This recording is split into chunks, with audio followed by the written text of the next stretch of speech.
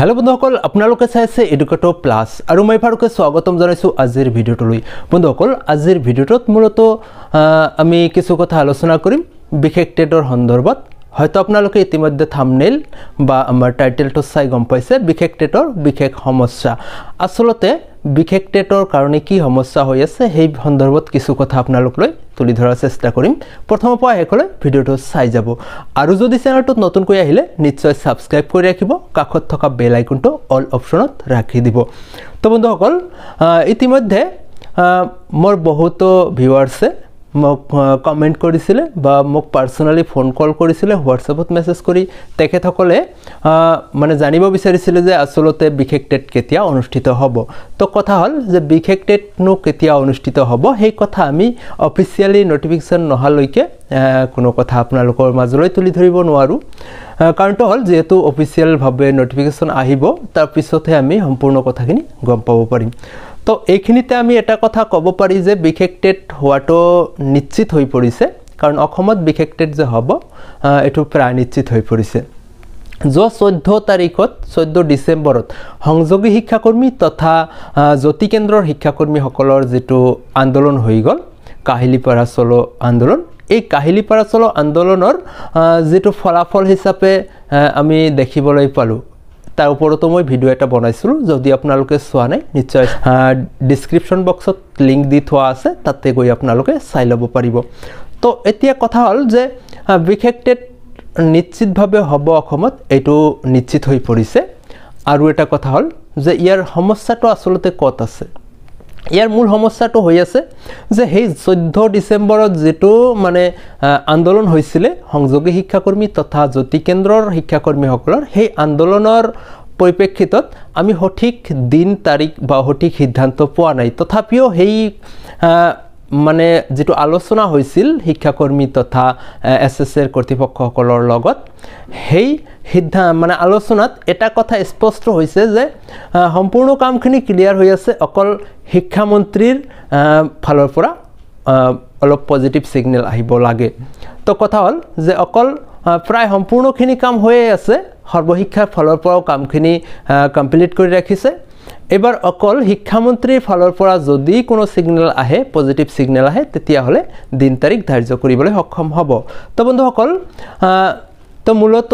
এই ভিডিওটোৰ জৰিয়তে আপোনালোকক এটি কথাই ক'ব বিচাৰিছো যে আপোনালোকে বহি নাথাকি আপোনালোকে বিভিন্ন সংগঠনে বা সংস্থাই বিভিন্ন ধৰণে প্ৰচেছ চলাই আছে বিভিন্ন ধৰণে আগবাঢ়ি আছে আপোনালোকে বহি নাথাকি আপোনালোকে শিক্ষামন্ত্ৰী মহোদয়ৰ লগত লগ কৰক আৰু তেখেতক অলপ প্ৰেছাৰ ক্ৰিয়েট কৰক যাতে ইলেকশনৰ আগতেই মানে বিশেষ টেটটো আয়োজিত কৰে বা অনুষ্ঠিত কৰে তো কথা হল যেহেতু আমি এটা মানে সম্ভাৱনা কৰিছিলো যে মাৰ্চত ইলেকশন হোৱাৰ কথা আছিল অসমত যেটো বিধানসভা নিৰ্বাচন এটো মাৰ্চত হোৱাৰ সম্ভাৱনা আছিল তো সেই ক্ষেত্ৰতো সময় একেবাৰে কম আছিল এতিয়া দেখা গৈছে ইতিমধ্যে এটা ইলেকশন কমিশনৰ ফালৰ পৰা এটা নোটিফিকেশন আহিছে যে 31 মেত অসমত যেটো বিধানসভা নিৰ্বাচন হেতু অনুষ্ঠিত হ'ব তো কথা হল যেহেতু 31 মেৰ কথা কোৱা হৈছে সময় কিন্তু অলপ পোৱা গৈছে মানে আৰু 5টা মান মাহ আমি হাতত পালো তো এইখিনি সময়ৰ ভিতৰত আপোনালোকে শিক্ষামন্ত্ৰী মহোদয়ৰ লগত লগ কৰক আৰু দিন ধাৰ্য নোহোৱালৈকে আপোনালোকে বহি নাথাকিব যে বিশেষ টেট কেতিয়া অনুষ্ঠিত কৰিব সেই দিনটো লাগে আমাক এতিয়া যে আপোনালোকে বিশেষ টেট যে অনুষ্ঠিত হ'ব অসমত হেতু প্ৰায় নিশ্চিত হৈ পৰিছে কাৰণ ইউনিক আইডি দিয়া হৈছে সৰ্বশিক্ষাৰ ফালৰ পৰা যাৱতীয় প্ৰচেছ মানে ক্লিয়াৰ কৰি ৰাখিছে অনলি শিক্ষা মন্ত্ৰীৰ এটি পজিটিভ সিগন্যালৰ কাৰণে বহি আছে তো বন্ধুসকল আপোনালোকে শিক্ষামন্ত্ৰী মহোদয়ৰ লগত লগ কৰক আৰু যেতিয়ালৈকে বিশেষ টেটৰ কোনো ডেট তাৰিখ নিৰ্ধাৰণ নহয় তেতিয়ালৈকে আপোনালোকে বহি নাথাকিব তো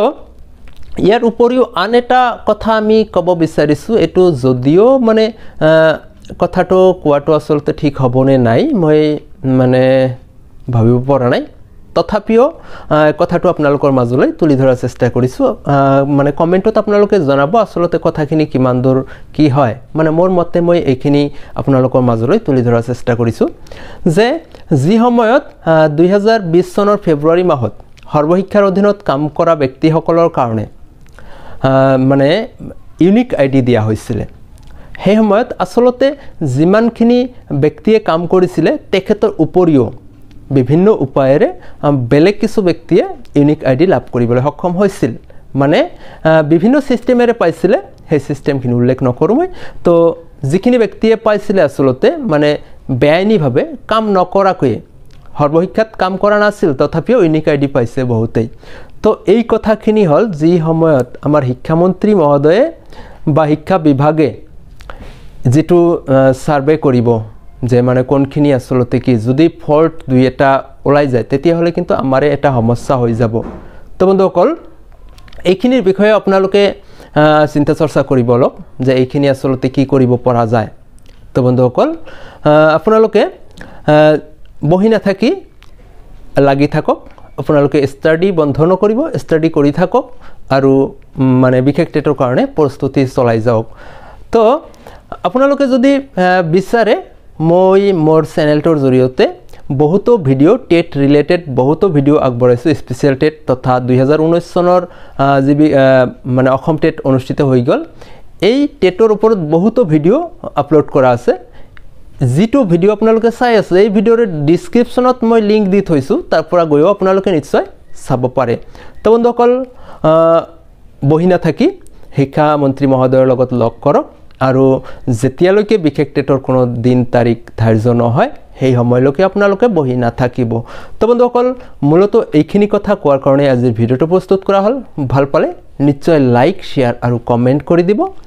আৰু হেকত সুস্থ থাকক সবল থাকক সদায় এডুকেটৰ প্লাছৰ লগত জড়িত হৈ থাকক ধন্যবাদ জয় হিন্দ